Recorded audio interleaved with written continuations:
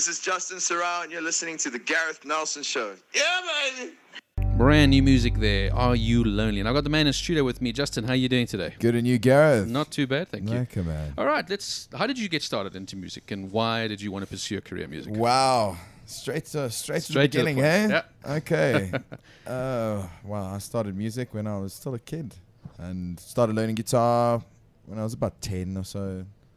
My uncle was a show off at the kitchen table with his, so I was like, I could do that. Yeah. I could definitely do that. And from there, it just grew and grew, playing live shows in a little punk rock band at school and going forward from there, bud. And what inspires you as a songwriter in yourself, like to write these songs that you write? Sure. Hitting me with the questions. Yeah, that's going to be a bit tough of a one. rough night last night. Inspires me is things I'm going through. That's what happens. So, I mean, it actually, when you write a good song, it's usually when it's a real story and it's real emotions that you're actually singing about that's happened to you. That's I find the best time to write a song, and when it hits home for the listener as well. Yeah. But to write just like out of your head, let's just think of a song. It's a bunch of crap. It's not really going to be hard hitting. Yes. It's lies. But, And like musicians that have inspired you and artists that you look up to, locally and abroad.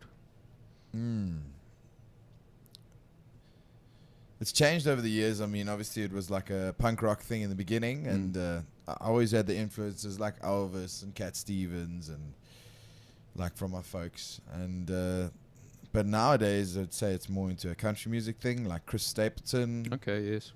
David Ramirez, Dave Matthews Band. Yes. Amos Lee is absolutely amazing. I love it. And I don't necessarily write that style, but listening to them definitely triggers, the feeling to get down and write something. Yes. And I know that you obviously sing in Afrikaans and English. How do you find the difference between doing that? And what do you prefer singing in? What's more comfortable for you? Wow, that's actually, I've never been asked that before. The Afrikaans is actually tough for me because I am half Afrikaans, but I don't speak the language absolutely correctly, But it's definitely, the lyrics in Afrikaans are so passionate. Yes, there's so many things in Afrikaans you can't say in English. And that's what I do love singing about it. English, obviously, it's my mother tongue, so it's like, I can say what I want to say. Yes. So sometimes the Afrikaans stuff does take me a bit longer, especially when writing. Like, we're busy writing for February. We're going to be launching some new Afrikaans material. Okay. And it's like sometimes you write something because it's not my first language. It sounds childish or something. Yes, and then I speak to my mates and they're like, "Oof, no, don't do that." But then sometimes we get a few gems out of it, which is cool. Yeah. And which do you feel is the stronger market now? I mean, do you think the English-speaking market is? I mean, I know always that Afrikaans music is heavily supported. So do you think that's stronger than the English market? It's definitely been a massive jump in my career doing the Afrikaans. However, the English market is definitely bigger globally. Yes. But the Afrikaans market is beautiful over here. I mean, I would love to delve straight more into it, and create a bigger following with that. And that goes straight to my next question. I mean, what do you think of the current sort of state of South African music as it stands right now? It's definitely on the rise, eh? There's a lot happening. I mean, there's so many shows. There's so many festivals. I mean, you can literally go every weekend and nearly watch an international. So that's amazing. Okay, that's shows-wise. But locally, the music scene, it's definitely growing when you're going into more like main market and DJs and stuff. The bands, however, there's a few that are like jumping out there. I mean, it's sad stories like Gangs of LA launching their last EP and doing their last tour. Yeah. Such a great band. A lot of the greats are on the rise again. I mean, like your Mango Grooves and your Parlour Tones and like Cindy from Clout and yes. Like they're all making comebacks. So there's definitely a need for music, and the venues are starting to catch on. I think people love it. It's no longer just about the DJ anymore. Yeah. I love the DJs. They're great. I mean, yes. It has its time and place, but there's definitely something cooking. And I think that in terms of like social media and all that, there's also a lot more power that you can get to an audience much quicker with a song on YouTube or wherever. Yeah, absolutely.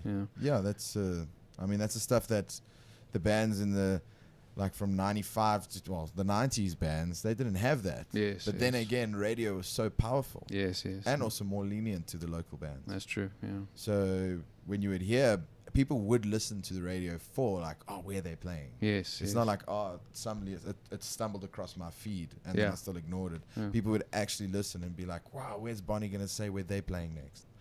So, yeah.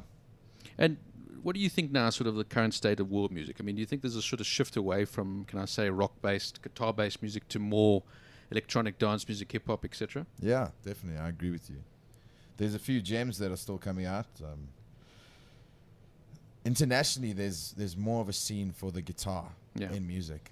But when we're talking on a pop scale, you'll barely ever hear a guitar anymore. So, I mean, it was another station that I was speaking to earlier that was in May.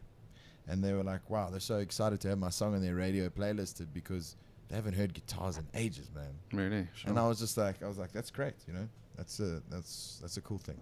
And for you yourself, would you ever want to shift into something like that, or would you rather stay to your roots, as it were? No, I just love the music. So whether I'm singing to a house song or as long as I'm singing or making music, that's really what matters. I definitely have my styles that I am happier doing. Yeah.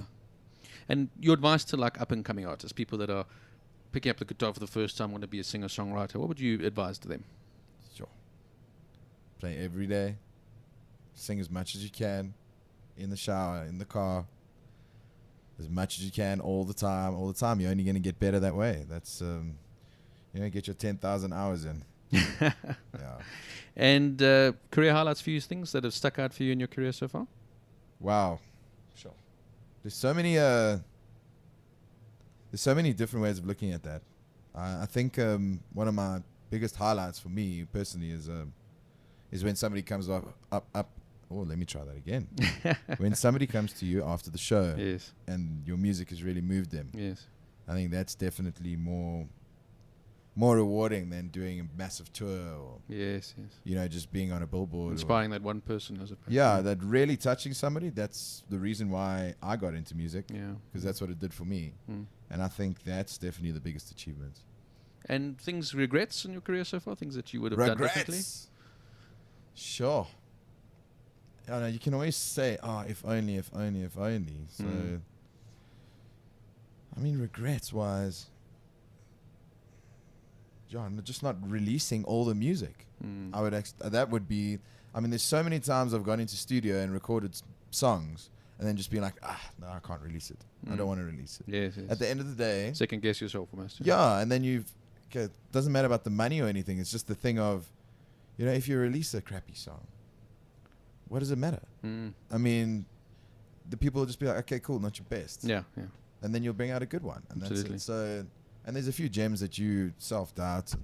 I think that would be the biggest regret, And what's the future hold for you? I mean, I know you just mentioned to me just now, you've got a tour coming up with the Parlotones, for example, in the UK. Is that right? That's it. We're going to... Wow. That's fantastic. Yeah, we're going 9 shows in the UK in November. It's going to be awesome. Got my buddy, Mr. Stefan Janssen. He's going to be joining me on guitar and vocals. And we got London. Taylor, I don't know if you remember Taylor. Yes. She's spoken to her. Yeah, she's going to be joining us on the London show. It's nice. Under the Bridge. It was cool. I was doing some research about it, and at Under the Bridge, Bruno Mars has performed there. And I love Bruno Mars. He's amazing. So yes. Going back to that pop sound, I love it.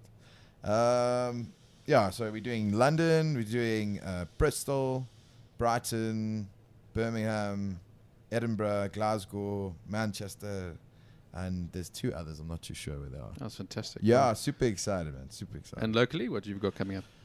Locally is the big launch, which will be at the Cresta Barnyard on the 31st of August. I'll have my full band there, and tickets are live at the moment at barnyardtheatre.co.za. And it's a Friday, 31st of August. That's the big one. And we go to PE next weekend, and And in terms of where can we find you on social media, Facebook, all these things? So you just need to learn my name, really. It's Justin and Serrao. So it's SERRAO. And then you just Google that, and you'll find everything will pop up. Yeah. Well, Justin, it's been awesome chatting to you. So I'm going to play you, play another song rather called Candice van die Wind with Richard Skeppers. Tell us about this one. This is, I see you've done, I think, 2 duets with him. Yeah. So Richard is one of my good mates, and we, so he's definitely quite strong in the Afrikaans. Yeah. The name gives it away. And yeah, he just decided let's do this. We've always been like threatening it, doing an Afrikaans series. So we tried to do a series of all the singer-songwriters. Okay, cool. The poets. So that's why we did a Koos du Plessis, which is this Lyrica Rao song, and then another one, Botteltjie Blow from David Kramer. Yes. Then we're gonna do some Anton Goosen, and a few more. Okay. So that's coming up in February. Oh, brilliant. That'll be awesome. Okay, and then you're also going to play live for us? What song are you playing for us today? Oh, I don't know. You've got to think about it. Okay, I'll tune the guitar and then I'll do something. That's fine. Okay, we're back live. Justin's going to play Hard Time Loving for us. That's right. All right, Justin, when you're ready, please take it away.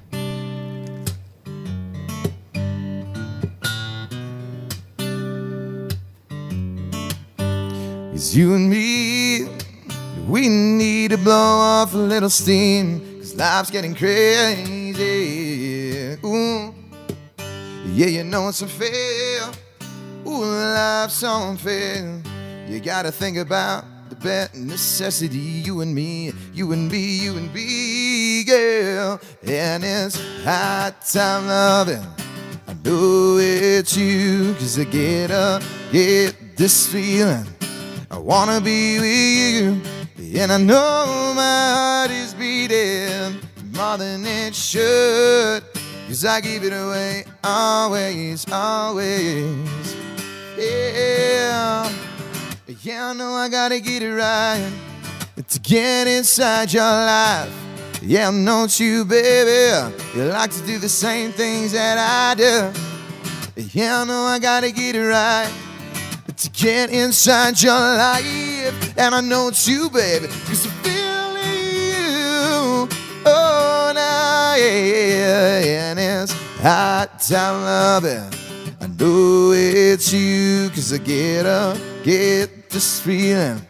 I wanna be with you. And I know my heart is beating more than it should, 'cause I give it away always. Oh, yeah.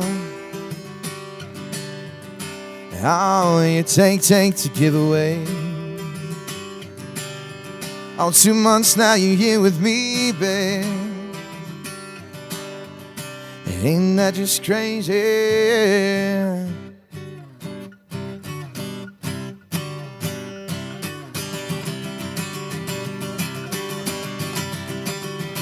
And inside I'm loving. I know it's you, 'cause I get this feeling. I wanna be with you. And I know my heart is beating more than it should, 'cause I give it away always. Yeah. And it's hard time love. It's a hard time loving, baby. Yeah, I know it's you, baby. A feeling that is true, yeah. 'Cause I know my heart is beating more than it should, 'cause I give it away always. You and me, we need to blow off a little steam, 'cause life's getting crazy. Yeah, man. Awesome, very cool. Very nice. So that is. So where can we get all your stuff? Obviously, it's all online, iTunes, etc., like that. Yeah, you can get it on justinserrao.com. All right. Otherwise, you can go and find it Apple Music, Spotify, all the normal everywhere. spots. All Anywhere. All right. You can go. Well, guys, go and do yourself a favor and get this music. It's really awesome. And Justin, we wish you all the best for the future. It's very exciting what's happening for you in the future, Gareth. and you're well deserved. So. Thanks, my brother. All right. Justin, we're going to play out here with a song called Winding Road. You did this one with Crash Car Burner, right? Yeah, this was good fun. All right. This was good fun. All right, Justin, thanks so much for taking the time to chat, Justin. Yeah, have a good weekend. You too. Shut.